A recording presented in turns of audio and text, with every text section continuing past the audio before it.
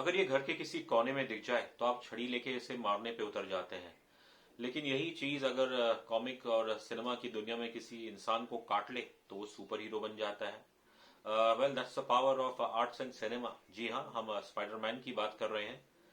Hello friends, this is Mayur, you are watching the objective journalist. मेरे channel को subscribe कीजिएगा and don't forget to press the bell icon. पिछले हफ्ते film release हुई Spiderman no वे home, और not just in India but globally. The film has done very well at the box office so far. But we are not here to talk about its box office but to review the film.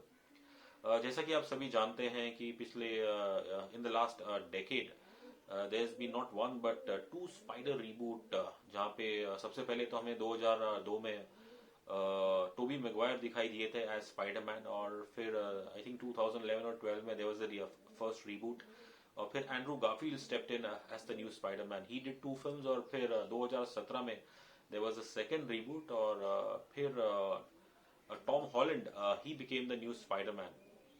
और starting with Spider-Man Homecoming, then there was Spider-Man Far From Home, and now No Way Home is the third film in this trilogy. Or the one common factor in all these films, apart from Tom Holland, is director John Watts and his co-writers Eric Sommers and Chris McKenna. So in ये जो Troy को तो नहीं कहूंगा, but ये जो quartet है, obviously they return again with Spiderman no way Home. इसकी कहानी कुछ इस तरह है कि न्यूयॉर्क सिटी को खासकर जो मशहूर जर्नलिस्ट है J Jonah Jameson, played by J K Simmons, तो उन्हें स्पाइडरमैन की रियल आइडेंटिटी पता लग जाती है। So now the city and the world knows that Peter Parker is the Spiderman. और अब ये चीज उनके लिए बहुत ही हानिकारक साबित हो जाती है, because in I think London में एक अटैक होता है, और जहाँ पे जो शक जाता है, जो शायद वीडियो कैप्चर करता है, वो एक शायद स्पाइडरमैन जैसे किसी फिगर को ही कैप्चर करता है। अब ये सारे इल्जाम जो खासकर जो जे जोना जेमसन है, वो तो हमारे पीटर पार्कर पे ही डाल देते हैं। So now obviously Peter Parker has legal troubles, और फिर वो परेशान हो जाता है कि उनकी आइडेंटिटी रिवील होने से not just him but it's also impacted the lives and careers of his girlfriend MJ और जेंडाया, प्लेड बाय जेंडाया, और उनके जो फ्रेंड्स हैं नेड। तो यही है, स्पाइडरमैन फिर अपने एक उनकी जिंदगी में एक नया न्यू मेंटर आता है, डॉक्टर स्ट्रेंज। जैसा आपको पता हो कि Iron Man had kind of played a mentor to Spider-Man in the Avenger Infinity War and Avengers Endgame. तो ऑब्वियसली अब आयरन मैन तो रही नहीं, तो यहाँ पे डॉक्टर स्ट्रेंज आते हैं, और पीटर पार्कर उनसे गुजारिश करते हैं कि आप प्लीज ऐसा कुछ करिए कि पूरी दुनिया वो स्पाइडरमैन की रियल उसकी आइडेंटिटी को भूल जाए, and that they forget that Peter Parker is the Spiderman, except उनकी गर्लफ्रेंड एमजे, मिशेल जोन्स, और उनके दोस्त नेड, और उनकी जो आंट मे, और उनके जो आंट मे के जो बॉयफ्रेंड है हैप्पी जॉन फेवराओ। तो डॉक्टर स्ट्रेंज एक ही कास्ट अ स्पेल, और स्पेल के दौरान आई थिंक पीटर पार्कर थोड़ा कंफ्यूज हो जाते हैं, और इस कंफ्यूजन में जो स्पेल है वो ठीक से हो नहीं पाती है, और प्रॉब्लम ये होती है कि spell I think goes wrong, और जिसके कारण कुछ ऐसे किरदार जो मार्वल की स्पाइडर वर्स की दुनिया, पिछली दुनिया से जुड़े होते हैं, पिछली फिल्म से जुड़े होते हैं, तो ऐसे कुछ 4-5 कैरेक्टर्स वापस आ जाते हैं। अब ये कौन है इसके बारे में तो खैर अगर आपने शायद ट्रेलर देखा होगा तो आपको अंदाजा हो गया होगा, और इससे ज्यादा हम कहानी बताना या जो इसका सस्पेंस है वो आई थिंक बताना लाजमी नहीं होगा। तो बस यही है कि स्पाइडरमैन की जो पीटर पार्कर की जो ख्वाहिश थी, जो इच्छा थी, वो पूरी तरह पूरी नहीं होती, बल्कि उनके लिए मुसीबतें और बढ़ जाती है। हाँ, आई थिंक काफी हद तक कुछ लोग शायद भूल जाते हैं कि वो कौन थे, लेकिन उन पुराने किरदार, उन पुराने कैरेक्टर्स का वापस आना, वो उनकी जिंदगी में एक नई समस्या ले आता है। अब डॉक्टर स्ट्रेंज उनके पास एक स्पेल है कि इसका इलाज कर सके, जो लोग पास्ट या फिर एक मल्टीवर्स दुनिया से आए हैं, तो कि उन्हें वो वापस भेज सके। लेकिन स्पाइडरमैन उन्हें मना कर देते हैं, क्योंकि ही स्पाइडरमैन, और जो जिस वो मोटो में बिलीव करते हैं that everyone deserves a second chance. और I think that is the theme of the film, कि जहाँ पे जैसे हम सब जानते हैं स्पाइडरमैन की जो फेमस लाइन है विद ग्रेट पावर्स, नॉट उनकी तो खैर नहीं, बट जो स्पाइडरमैन की जब बात करते हैं तो जो उनके अंकल बेन ने कहा था with great powers come great responsibility. तो आई थिंक ये एक फिल्म ऐसी है, एक अनोखी फिल्म है इन टर्म्स ऑफ स्टोरी लाइन, जहाँ पे जो स्पाइडरमैन का जो ट्रू स्पिरिट है, the spirit of great powers, of responsibility, और उसके साथ everyone deserve second chance. So basically, this film harps on the theme of, on the soul of the core essence of Spider-Man's nature, which is forgiving and moving on. तो बस यही है. I think अगर आपको, I think in basically in philosophies में, Spiderman की इन philosophies में पूरी फिल्म को बनाया गया है. अब वैसे तो इन प्रिंसिपल आई थिंक ये काफ़ी अच्छी पॉलिसी है, लेकिन जो प्रैक्टिकल चीज़ में अगर से देखे तो आसान नहीं होता है टू गिव एवरी कि to give everyone a second chance. और क्या वो बंदा, इज ही और she willing to accept that second chance and come out as a better person. तो ये तो खैर आपको पूरी फिल्म देखेंगे तो पता चलेगा. बस इतना कहूंगा कि इसके अंदर एक दो चीजें, सस्पेंस तो शायद नहीं कहूंगा, बट मोर और लेस शायद वो एक्सपेक्टेड था. बट जो एक इसमें एक सेकेंडरी जो चीज है, एलिमेंट, तो जिसे हम सस्पेंस कहना पड़ेगा, तो वो सस्पेंस रहे तो अच्छा है. बट तो मेरे हिसाब से आई थिंक यही चीज जो है स्पाइडरमैन फिल्म को, आई थिंक इसको ये पॉपुलर बनाता है. और बट क्या क्या ये पर्दे पे सक्सेसफुल है? आई थिंक हमारे ख्याल से शायद इस फिल्म का जो पहला हाफ है, जो पहले हाफ में जैसे स्टोरी चलती है, तो आई थिंक वो ठीक ठाक चल रही होती है. But second half although predictable, लेकिन उसे शायद बहुत ही एवरेज तरीके से स्क्रिप्ट किया गया है. स्क्रीन प्ले सेकेंड हाफ का आई थिंक फीका पड़ जाता है. एवरीथिंग इज सो प्रेडिक्टेबल, और डायलॉग जो राइटिंग है वो भी शायद थोड़ी कमजोर हमें लगी. मे बी शायद जॉन वॉट्स और उनके राइटर्स एरिक सॉमर्स और क्रिस मैकेना शायद कुछ बदलाव ला सकते थे सेकंड हाफ के स्क्रीन प्ले में. But I think second half is largely disappointing. I think जिसके कारण जो एक प्रॉमिस दिया था फिल्म ने फर्स्ट हाफ में, तो वो ये कभी अचीव ही नहीं कर पाता है. खैर, as far as performances are concerned, तो I always like Tom Holland as a Spiderman.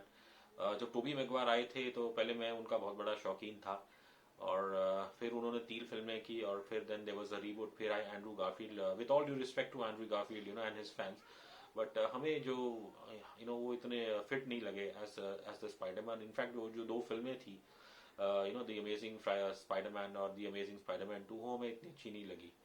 I think Tom Holland की खास बात यह है कि अगर आपने स्पाइडरमैन की कॉमिक्स पढ़ी है, तो जैसा किरदार जो फर्स्ट टाइम जब कॉमिक्स में आया था 1962 में, तो कहीं ना कहीं जो in terms of look and age, और एक कैरेक्टर जो है, तो वो स्पाइडरमैन का जो एक कैरेक्टर है, आई थिंक टॉम हॉलैंड उसे बड़ी खूबसूरती से उन्होंने एग्जिबिट किया इन 3 फिल्मों में और एवेंजर्स में.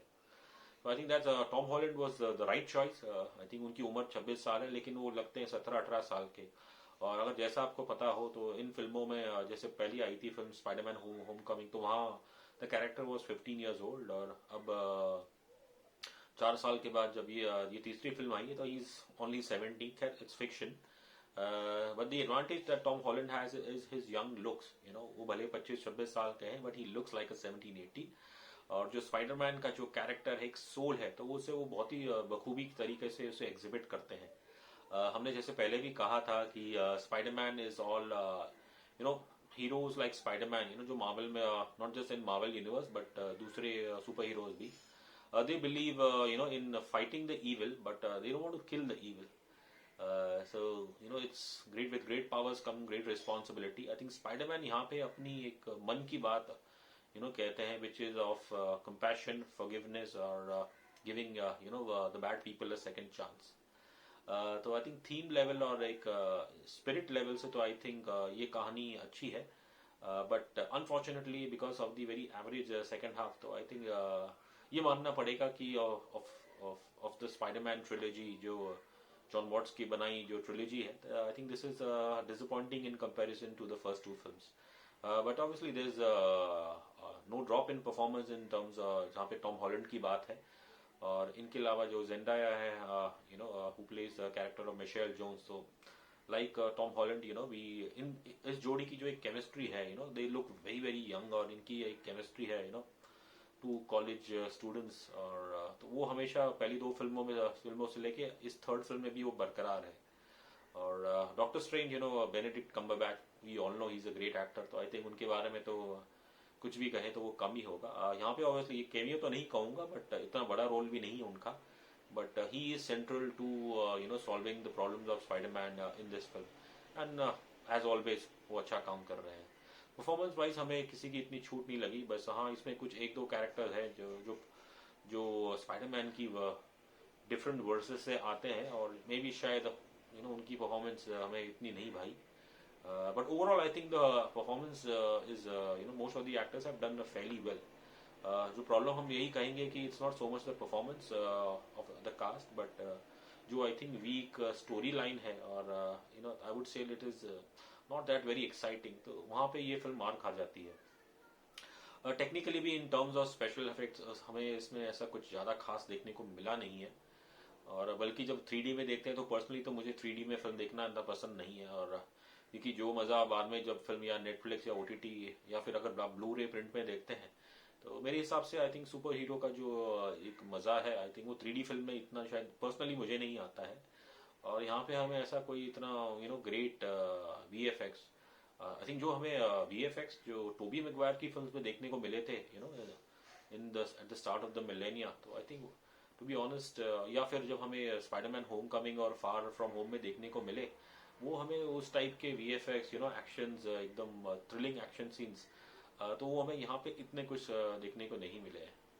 और I think I think technically it's not that, it's definitely not the best Marvel film in terms of technically VFX, but यही है, I think overall the film disappoints because of its average second half screenplay, which is largely down to, I would say, the average writing. तो हाँ, अगर आप Tom Holland के fan हैं जैसे मैं भी हूँ, तो जाहिर है आपको ये फिल्म पसंद आएगी। और स्पाइडरमैन के फैन है, आई वुड से मोर देन टॉम हॉलैंड, अगर आप स्पाइडरमैन के फैन हैं, and Spiderman has always been popular with the masses and especially with families. और जैसा कि कल हमने जब ये फिल्म थिएटर में देखी, तो वहाँ पे भी जो एक कॉमन साइड था, mothers with kids, so definitely I think this film will appeal to the gallery, maybe for critics like us, it is a little disappointing. So but यही है, मैं ये नहीं कहूँगा आप फिल्म को ज़रूर ना देखें, बिकॉज आई थिंक ये टाइम इतना कुछ खास नहीं रहा है, at least for fans in for cinema lovers in India. ज़्यादा अच्छी इतने फिल्में आई नहीं है, तो उस हिसाब से Spiderman no way Home I think comes like breath of fresh air. और मार्वल की तो पॉपुलैरिटी पूरी दुनिया भर में है, लेकिन इंडिया में तो ऑब्वियसली इन फिल्मों की जो पॉपुलैरिटी है, that is really hit the roof top. So I think all said and done, I will give 3 star, I think 2.5 stars out of 5 to Spider-Man No Way Home. क्या आप इस rating और इस review से सहमत हैं? हमें कमेंट सेक्शन में जरूर बताइएगा। Thank you so much, and until we meet again next time, take care, bye bye.